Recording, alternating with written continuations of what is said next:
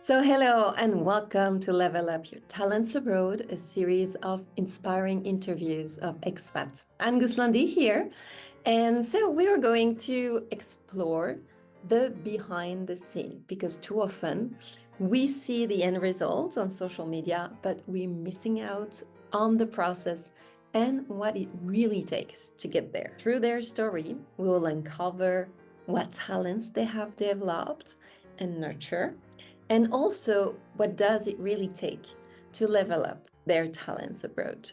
And today we have the pleasure of welcoming Delphine to this series. Hi, Delphine. Hello, everyone. We are extremely happy you join us to share your story with us today. So, to give some context to everyone, Delphine's expat journey began in Sweden in 2001, where she met her future husband. From there, they decided to go on an adventure and they moved to Shanghai. How many years did you stay in Shanghai? 6 years.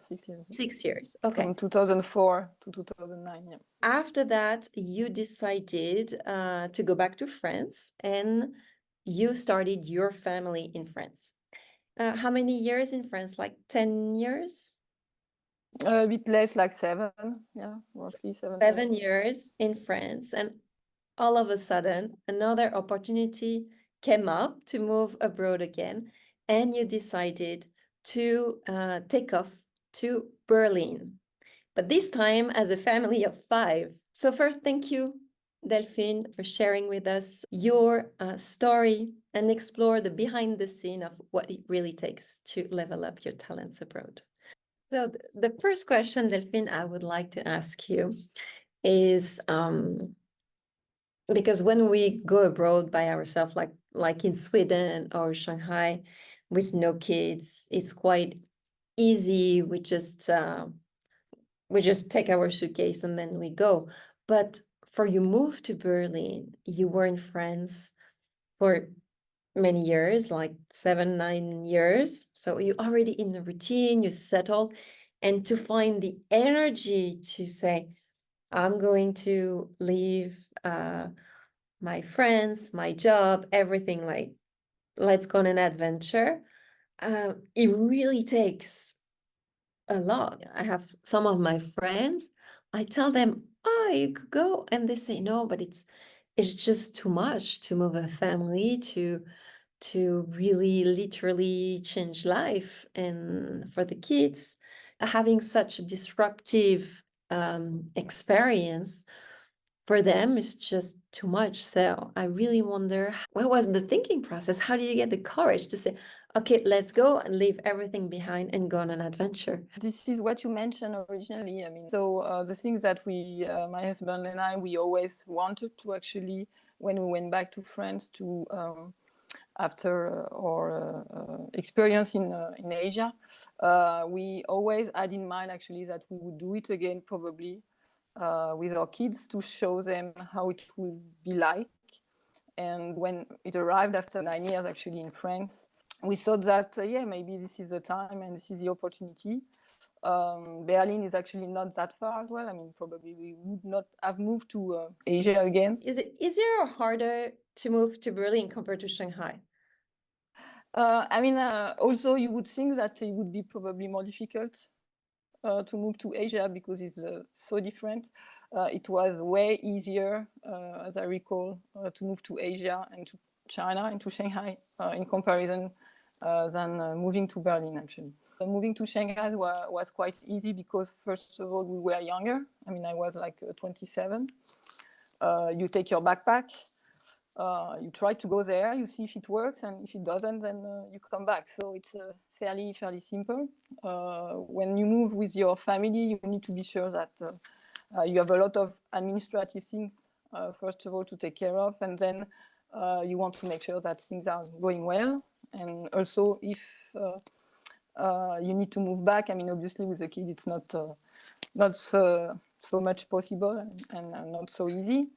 Also in Asia, in Shanghai, I mean, what was nice is that related to the language, because you cannot understand anything, so you always have some help to do administrative things. So it means that even if you don't know people, I mean, you will find always someone to help you with anything if you have an issue, if you have a question. So Okay. obviously much more easier. Okay, and in Berlin, did you have Well, that level of help? no, I mean, in Berlin, you are in Europe, so you are kind of on your own. Actually, you need to take care and figure out everything yourself. Obviously, you have the language. I mean, at least in China, it was possible to use the English, so English was actually easier. And with the German language, even if I had actually a few years as a background learning German, it's not that transparent, and it requires much more effort as well to read things or to find information. Although you are in Berlin, so you have a lot of still information available in English, I mean, through internet. But the fact that you are effectively on your own, you need to process everything yourself. It made things a bit more difficult, effectively, when you arrive. How your previous experience abroad influenced your move to Berlin? And if so, how? Well, for sure that the experience I had abroad before influenced to a certain extent my personality as well. So it gave me as well, when I was actually at the time in Shanghai, so in China, the environment was very, very dynamic, a lot of energy we received there. You had the feeling that everything was possible. So actually, the environment translated all this energy to you. I mean, gave you this energy. And I think that this is something that over the years, because obviously after 6 years, it's quite a long time, you keep with yourself, and you feel that effectively you can have an entrepreneurship spirit actually to try new things and discover new environment. You have to adapt a lot all the time in every situation, when you do your grocery shopping, as well as when you are at work and working on some project with your Chinese or non-Chinese colleagues. So you need to adapt all the time. So at the end, you get this as an habit, I would say. So when you get the opportunity to go somewhere else, it helps also. You know in advance how it's going to be a bit, or at least you have the tools, actually a toolbox to be able to manage a new Yeah. adventure. Yeah. Yeah, definitely an adventure. Okay, so during the first year, it's about reality check. There are some gaps between what we have imagined and what is really going on. So the adaptation phase is never easy. How long did it take before you felt settled? Well, I mean, it was also a particular year because I arrived in Berlin, I mean, with a family in 2019. So I would say that probably took me a year, and then obviously 2020 COVID arrived, so it's a bit different. Yeah. I would say. But yeah, I mean, because we have kids and because they need to go to school, I mean, you start meeting people quite easily. And I think that you get into a routine quite fairly quickly, but then it depends. I mean, from also, this is not only the only areas that you need to work on. First of all, from a personal point of view, you need to push yourself also to meet with new people. This is something when you arrive in a new environment, you feel quite exposed. So you need to be proactive in this manner, especially you see with the culture. So in Berlin, that people are a bit more. I mean, this is east and north, so people are a bit not that welcoming as it would be maybe in the south of Europe or how it was in actually Asia. So you need a bit more time. And from a professional point of view as well, it takes a bit of time because you don't have any network, or you might have a bit of a network, but not that developed. When I arrived in Berlin, also I followed actually my husband. So I had to look for a job, and you need to start from scratch. So you need to start networking, you need to learn how it works. And then it takes a bit of time to find a job as well. So I would say that at least for me, a year, yeah. Yeah, recreate this ecosystem, the network, the social aspect for friendship, but also for work and figuring out how things works. Lots of challenging. I'm hearing here a lot of challenges, but what were also the nice surprises you discovered in Berlin? What was nice, first of all, Berlin is not Germany as well. Maybe this is a point that is nice to mention for if you have some people actually looking to move also to Germany or to Berlin. So in this sense, actually, the city is very, you have a lot of charms. I mean, I mentioned that people are effectively a bit more difficult to meet or are a bit rude because this is a culture of Berliner people. But then they are also authentic. And then what we actually like about it is that it's also a lot of international people, a lot of openness to the east of Europe that I didn't know before, or also the African continent, because you have a lot of people also coming from actually Africa and living here, and they are also speaking French, so that's a nice surprises about the city. The quality of life as well is quite good, because even if it's a capital, then it's very green. You have a lot of area also for kids and everything. So you have advantages of a big city, but not drawbacks. And this was actually nice to discover when we arrive here. Yeah. You're a mother of 3. You also found a job. How did you manage that adaptation of this new routine in Berlin? I think you just need to move forward, to work in steps. I would say that first of all, this is a school, because obviously, we decided with my husband actually for the kids to go to the French school, because at least they would have actually the school for the full day, because most of the time in Germany, the primary school. And actually after are ending also quite early, like usually it's a big half day. So obviously if you need to look for a job, it's about 2:00 they are home. Effectively 1 or 2 o'clock, so you have a lot of either the father, either the mother, but you need to have someone home, especially when the kids are going to primary school. But so you need to get organized, and in this way, we decided to put the kids to the French schools in order also for me to have a bit more time to look for a job, and then when I found a job, actually to have time to work as well. Berlin is actually, in this sense, in comparison with the rest of Germany, a bit easier in the way that due to historical reasons, also you can have sometimes some schools that are also ending a bit later, and your facilities, at least in the afternoon, that are available. Apart from that, you need to get yourself organized. I would say that you need also your partner to get involved anyway, to be able to share logistics, daily work. But I would guess that this is not specifically when you go abroad. This is in a regular situation. Okay. So now you've been in Berlin for many years. You went through COVID. Your life is settled, basically. So how is Berlin now? How do you find this city? Well, I talked about it a bit before. It's a very nice city to live in, especially with a family as well. You have a lot of activities going on from a cultural point of view, as well as a musical point of view.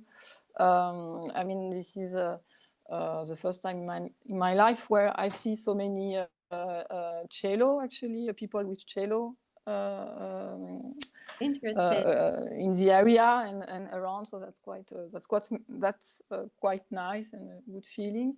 It's very green. You have a lot of parks. You have a lot of activities possible. You are in the nature when you leave the city. So Berlin is very, very easy to live in when you are with a family.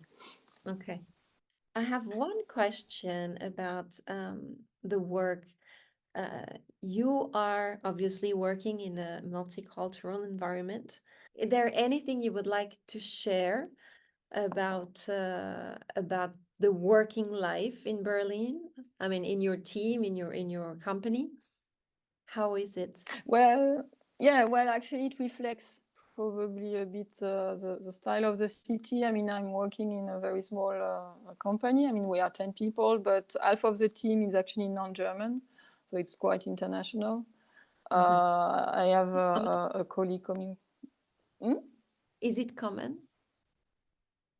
I would guess so, because it's very international. You have a lot of people coming from east of Europe, you have a lot of a big French community as well, Italian, etc. So you have a lot of international students as well. So obviously the city is very dynamic. The startup scene is very active as well in Berlin. So you have a lot of opportunities actually. And on my side, for example, I mean, I have effectively, even if it's a small team, it's a mix between German and international people from Brazil, Vietnam, or Very diverse. yeah, very diverse. I'm from France, obviously. I'm from France. Very diverse, and it's a very rich, and yeah, it's a bit like how it was also in China and in Shanghai at the time I was there. So yeah. So you really It's enjoy quite rich, yeah. reflecting on your experience abroad. What would you have done differently? Yeah, I mean, one thing we discussed actually together was effectively the networking. I mean, I managed actually through a few contacts actually to get a job fairly quickly. But I would have invested more time in networking in the past, because it's always easier when you move actually around to either meet new person, get new opportunities. I mean, this is something that maybe at the time that we didn't really pay attention, and we were not taught actually to pay so much of attention. But with when you move a lot, I think you start understanding that this is very key. important. So I would, yeah, this is key, as you say, and I would have invested effectively a bit more time on that. Yeah. Okay, thank you for the advice. To conclude, my last question. Let's imagine your best friend is coming to Berlin with the family in a month. So what would be your top 3 piece of advice? Yeah, so maybe very pragmatic advices. You would need to look for schools for the kids. Because depending on the age of the kids as well, you don't have always a place available.